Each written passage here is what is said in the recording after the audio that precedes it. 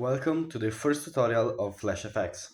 In this video, we are going to talk about the application, how to start, how it works, what it is, and in general, how to use it. Now, I'm using the version Alpha 1.16, which is a pretty early version. And if you have any version higher, please check the profile because I've always updated the tutorials to the newest version.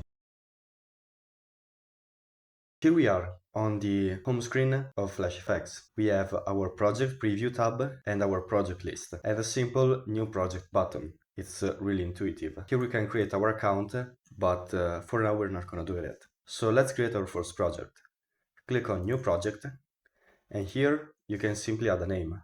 For example, project 1. Now for the background color, I just keep it default because I can change it later on, and I can just click on create project. Now you can see a preview of what you've edited. Then here we have the project name that we can change, and here we can open the editor. So let's go and click that. Perfect. Don't get scared of how many buttons there are. We're going to each one of them individually, so don't worry. Now, first of all, you can see that the cursor is yellow, and when I press it, becomes this dragging feature. This allows you to move to the canvas. To zoom in, there is this zoom property.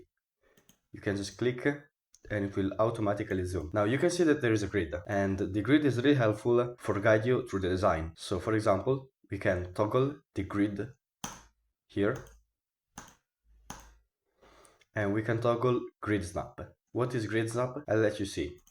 Here I can add a shape, and if I move it, you can see it moves on the grid. And if I disable grid snap, it moves freely. If I disable the grid, it's free. This button is grid settings, so I can change the rows and columns. If I activate the grid and change the settings, for example 16 rows and white color, you can see that the grid now has changed. Now let's disable it. You can also change the grid settings on the general settings panel. You can just click editor settings, grid, and here you can change the same settings. Let's create our design. Here we simply have our shapes, the plus button that allows us to create, search, or import an image. If you select a shape, its properties will be displayed here, and if you don't select anything, it will be the background settings. On the background you can add new colors, and make sure that the layer you're trying to modify is at the top. You can move it or you can delete it.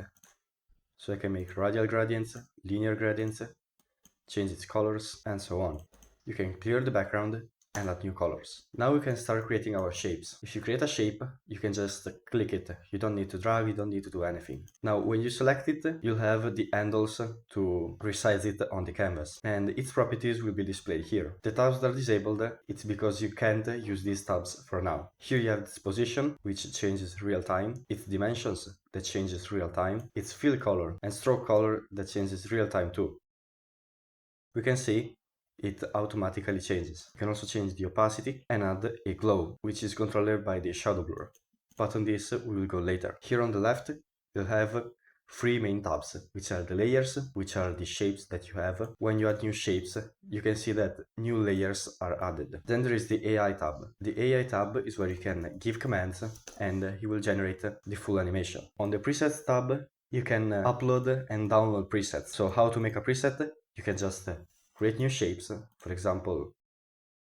So to select them all, you have two options. You can either press Ctrl and click, or you can press Ctrl and click on the layers. Then with this button right here, you can create a group, and with this button on a group, you can save the preset.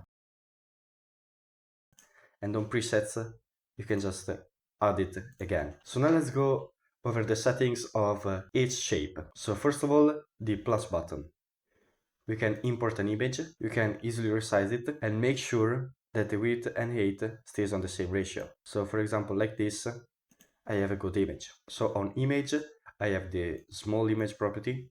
I can lock or unlock the aspect ratio. I can rotate the image or adjust its colors. And for filters, you just have the blur, the sharpen, and clarity. More filters are going to be added soon, so make sure to subscribe. You can also search an image on the web and generate it with AI, but currently this feature is disabled. for the simple reason that I need more AI tokens. Now, we have the simple shapes, which are square, circle, button, and bubble text. These are the basic shapes. Then we have a text shape, which is the normal text. Center it, change its content, change the letter spacing, line height, word spacing, and so on. You can also add a decoration, for example, an underline, overline, strike, nothing, and so on. The font weight, light, normal, medium, bold, extra bold, and so on. Then we have all the centers. And finally here we can change the background color. Now we have another special shape, which is the phone frame, which now it's black. So let me change the color of the background from black to white. This is a simple phone frame, which has fixed settings and it's easy to use. Let's add a stroke color of 20 and a background color which is white. Now this already looks like a phone. So border radius is good, and let's see the shadow. To add a shadow, you need first to increase the blur, for example 200, and you can see that a small black shadow has already formed. But let's say I want a blue one. You can see that now I made a blue one. Translate it to the x-axis and make even a gradient of that. Now let's go over the line, arrow, and pen tool. You have an arrow, you can modify its properties. Let's say I want a black line, thicker, so I can check the end arrow, make it a little smaller because it's kind of too big like that. Let's increase this. Then we can line cap here. The line cap is simply the end of the line. So, but square is bigger, round is around, this is cut, and so on. Same with line join.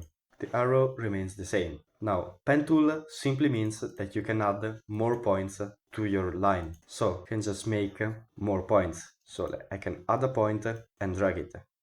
Add a point and drag it. Add a point and drag it. This is also useful for motion path. This has the same settings of a line.